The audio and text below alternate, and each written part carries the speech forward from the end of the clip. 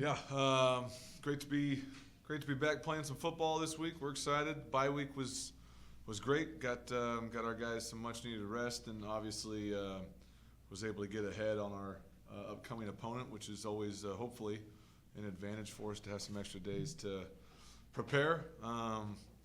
Really happy with where the team's at right now. It's exciting to be playing back at home, and we know we're going to have a great crowd, especially with the freshman orientation, everything that entails. So our guys are really excited to be back in Shredville, playing at home and playing a great opponent. Obviously, you got a lot of respect for Southern Utah and their coaching staff and their players and how they've played there for a long time. So we know this is going to be a tremendous challenge, as it is every year. But we're really happy to be back at home and back on the football field, hopefully in a couple days, which will be great for these guys. I mean, from everything I know from their head coach and coaching staff, I always expect Southern Utah to have one of the more physical teams that we're going to see. I just think that's the mentality that they're bred with there with their coach, and it's actually been something I've always really admired about that program. But yeah, I would agree. I think their offense has more variety this year for sure. I think their quarterback is playing at a very high level. They got a lot of weapons they can get the ball to. Still, running backs are very talented, different obviously than last year's guy. But they got a bunch of receivers that make plays on the perimeter. And again, I think the quarterback's playing really well. They're protecting him well.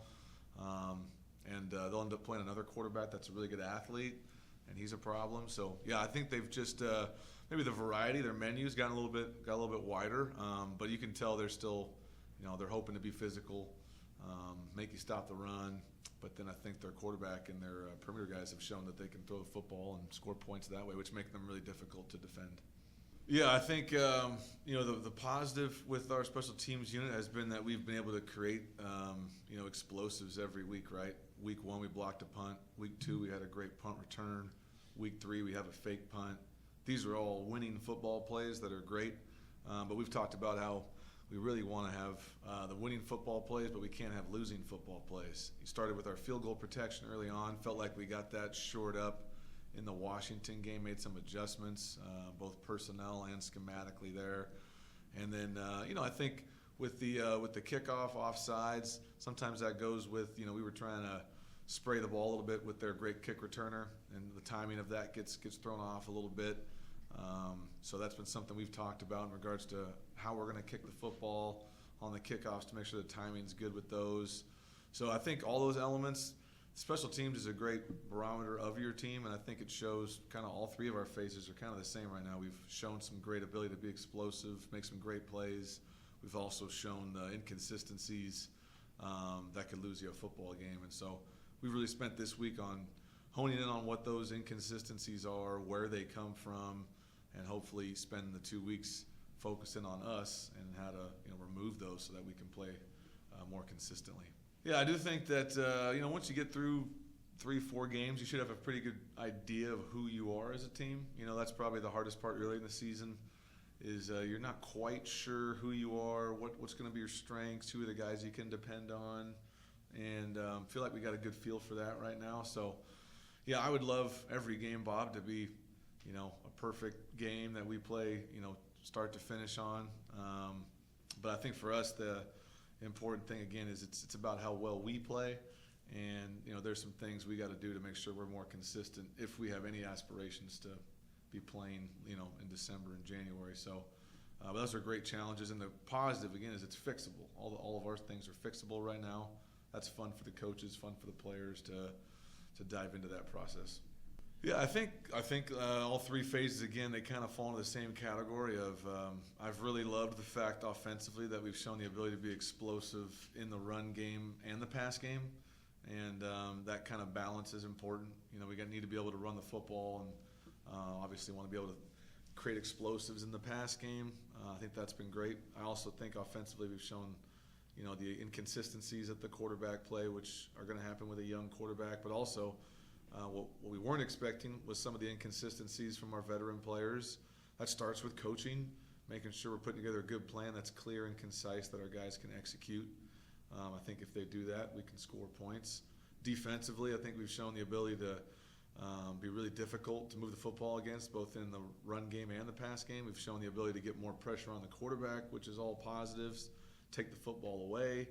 But we've also shown to have some mental errors that have caused us to give up explosive plays in all 3 games. And, so again, it goes back to if we can eliminate those mental errors, some from veteran players, some from younger players, starts with coaching, making sure that we're doing a good job putting a plan together. I think our defense at all 3 levels has proven to be pretty difficult. And then we talked about special teams, which again is, I think what I'm most excited about is we're creating explosives every week in some facet, some type of play that helps us flip the game. And now we got to eliminate the mental errors because you can lose a game very quickly on special teams, as we found out a year ago. So I think it's about cleaning up those mental errors. Again, I think the coaches have to take accountability first. We all have to look at ourselves and the plans we're putting together. Is it too much? Where are these errors coming from? And then do our best to fix it, eliminate it, put together concise plans so our guys can go play free, and hopefully we can do that this weekend. Yeah, hopefully we're doing a great job, spreading the word to everyone. Again, the students are moving into the dorms this week, so we'll be able to get some orientation. I know they've kind of had the freshmen show up to the first home game every year, which has been great in regards to getting our numbers and hopefully getting them involved and seeing this as something they do every Saturday in the fall when we're at home. I know we have a rally that we're doing Friday night before the game that our players and coaches will probably be involved in. I know tomorrow that our players are going to be at the dorms helping the students move in, just trying to create as many relationships as they can to get people interested in coming to the games. And hopefully our community, will also show up as they usually do to support these guys. So, yeah, we need to obviously improve and continue to create an environment that's consistent with what championship teams have, which, sell out the stadium, purchase season tickets to create revenue for our team. And then as a team, we need to perform well at home. We talk about if you want to win a conference, you got to win your home games. And so we got 5 home games this year. And for us to get where we want to go, we got to make sure when we play at home, we find ways to win. I thought Montana had a really impressive win at home. North Dakota, I think they're a great program. Their new head coach is a friend of mine, does a great job, Coach Schmidt out there at North Dakota. So I expect them to be a good team. Yeah, so I thought that was an impressive win for Montana coming from behind. My heart broke for Ed Lamb. As you guys have heard me say, he's someone I have a great deal of respect for, hold him in the highest esteem. His team's playing at a really high level. They've played some difficult opponents on the road and have just fallen a little bit short. But I think that's great proof of how good they seem like they could beat anybody in the conference this year playing the teams they've played. So really, really happy for Ed and what they're doing in Northern Colorado. NAU finds a way to win on the road at Southern Utah, which we know is a difficult place to play. They seem to continue to find ways to win. Coach Wright is a guy I really respect. He's doing a great job there.